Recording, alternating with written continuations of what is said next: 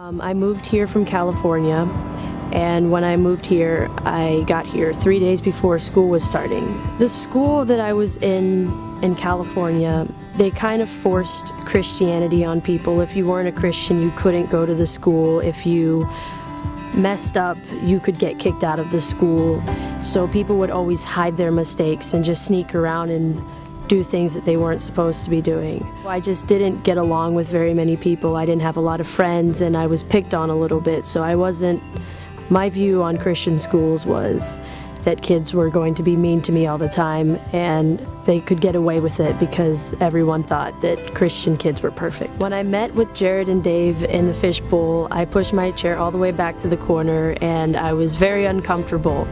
But when Jared started talking about the school and what they believed, there was something that made me just want to be there. And so I scooted my chair all the way to the table, and by the end of the interview, I really wanted to go to the school.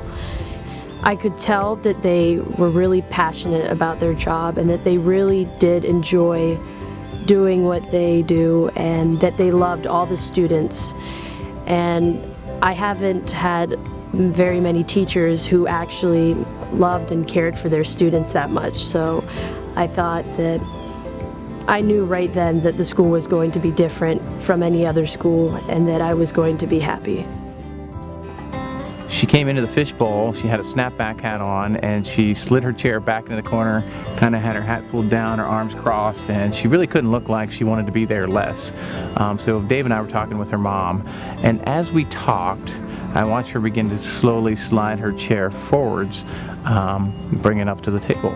And I think, I don't know, we must have spent a half an hour, 45 minutes, and by the end of the conversation, she kind of totally shifted from disinterested to, hey, I really think I want to be here. I remember after the interview, I had gone up to my office, and I said to Dave, hey, how can we not let this girl come to school here?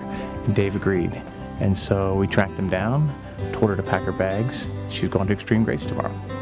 And my label used to be unwanted, but then when Jared said that I could come to the school, that made me feel very wanted, and I no longer have that label. You know that the teachers care, and that when they say that they want to see you be successful in life, that you know that they mean it, and that they are working there not just to have a job, but to make sure that you have a future. It's been a real joy to see God work in Naomi's life over the last 2.5 years of Grace Prep, this being her senior year. I'm excited to see what's next for her. She says the school has impacted her, changed her life, but at the same time I know she's come in and impacted the lives of others. She's overcome a lot of hardship in her life. She perseveres, she is not afraid to take on hard things, and she comes out on the other side stronger. At the same time, she's always lifting other people up. And so I'm excited to see what God has for her in the future.